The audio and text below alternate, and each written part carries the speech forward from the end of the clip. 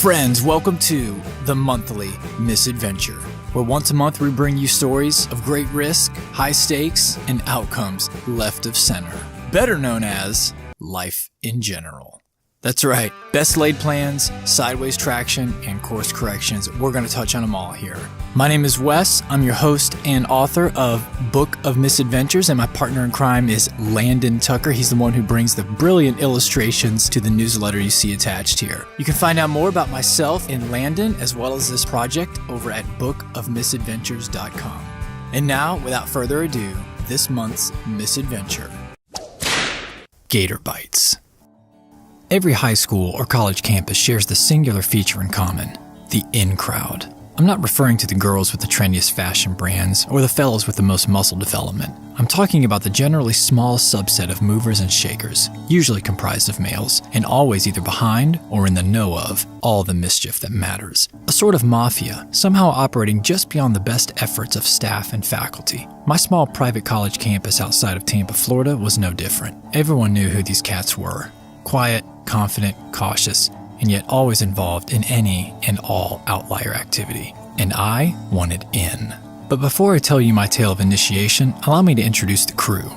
Griff was tall, thin, had a million-watt smile, and the kind of laugh that drew you into whatever he found funny. Of the inner circle, he possessed the strongest civilian disguise. Well-liked, intelligent, easily approachable. Tanner was something of a living relic. A true Georgia boy with a deep southern drawl and a Shakespeare ugly stick in his closet for spontaneous fishing trips. Sadly, he was once overconfident in this rod's strength, and I watched him snap the dang thing in half during a proud demonstration. Tanner was a lot like Griff in terms of their easily displayed humor, and when the two of them got together, everyone around them was in for a good time. Seabass was the muscle of the gang, with broad shoulders and chiseled arms. Hailing from Alaska, he carried an evident air of mystery, like this was his world and we were all pawns in some crazy long con scheme, which wouldn't surprise me to this day to learn that this was both true and still in play. Seabass was quiet and not nearly as affable as Tanner and Griff. He often spoke in hushed tones, and I'm not certain I ever knew what the hell he said or meant. For example, the following could pass for a common exchange in the hallway. Me: "Hey, what's up, man?" Seabass, expressionless and waving a peace sign with both hands. "Couscous." Me, walking away certain that he wanted to kill me. Lastly, there was E-Dog. E-Dog was the only one who seemed to share an understanding of Seabass. The two were roommates and practically inseparable.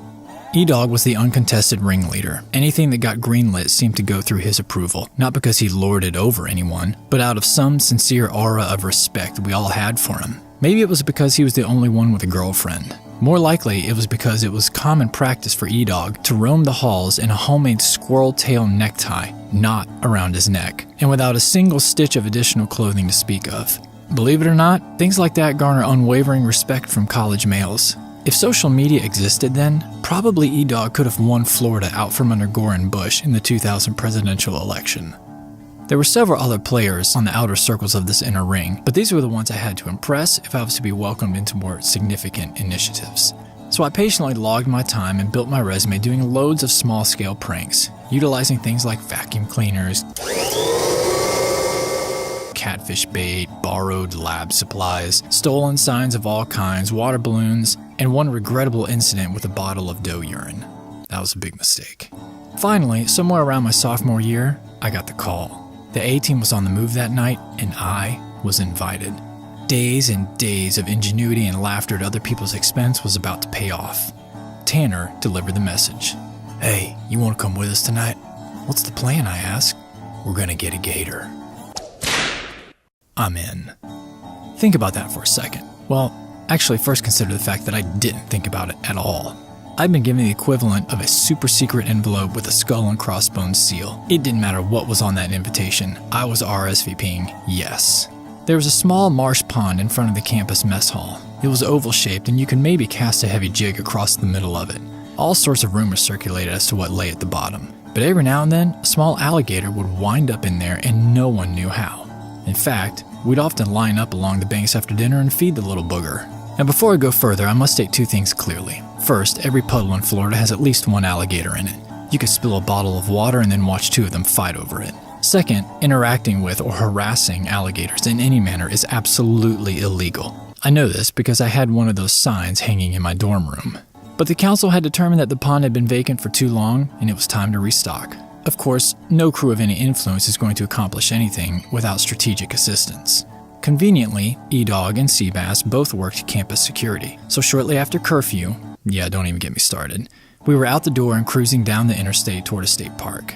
Mind you, I was simply thrilled to be included. As a resident of Florida, I knew that these dino reptiles were highly protected, which meant that extracting one after hours at a freaking state park of all places was probably good cause to plead insanity before a jury, so I wasn't worried.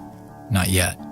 I don't remember how we actually got into the park, but we scuttled out onto a large dock with a curious list of supplies.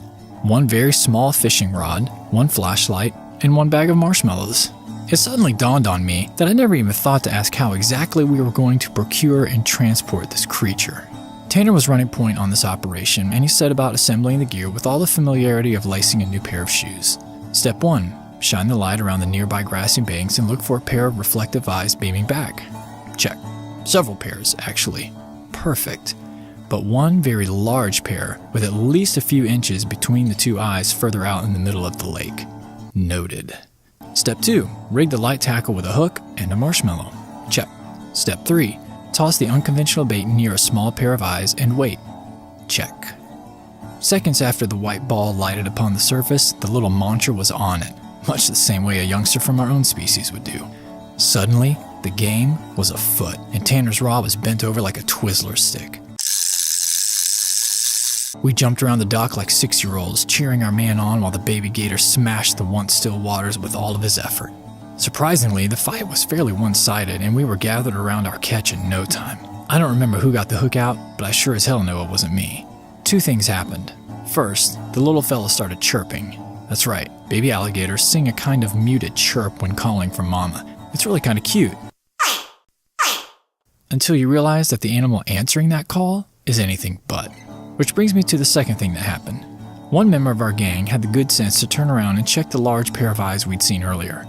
They weren't there, because they were making a serpentine beeline across the lake for our dock and closing the gap fast. Fortunately, our plot of planks was raised a few feet out of the water, but I assure you that the distance wasn't comforting enough when we were looking straight down at a 6 to 8 foot angry mother gator. Up until this moment, I don't need to tell you that we were anything but bright. But if you were holding out even a thread of hope that we had any brains at all, what happened next will swiftly affirm the contrary. Baby Owl was chirping away and Big Mama was increasingly unamused. Whoever was holding our prize decided it all a bit of fun to dangle Owl out over the water and over Big Mama. Big time dumb. Owl gave one chirp and Big Mama shot vertically out of the water like a cruise missile. Before anyone could blink, she slammed her powerful jaws shut no more than 18 inches from the forearm of the numbskull holding Baby Owl. Fortunately for our comrade, the distance proved too great for her reach and she crashed back into the water. While Big Mama failed to get her point across in her preferred manner, she nonetheless managed to accomplish a difficult feat and snap some sense into our crew of delinquents. Clearly we had overstayed our welcome and would rather return home with a good story than a missing member and/or a criminal sentence. Baby Owl was released into his natural environment and presumably grew to enjoy a long and prosperous life.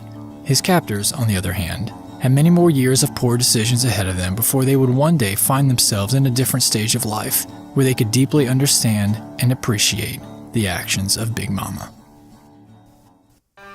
You've been listening to the monthly Misadventure, brought to you by Wes Gow and Landon Tucker. Be sure to check out bookofmisadventures.com, where you can learn more about the project, and also where you can subscribe for your monthly dose of misadventure. We'll see you next time.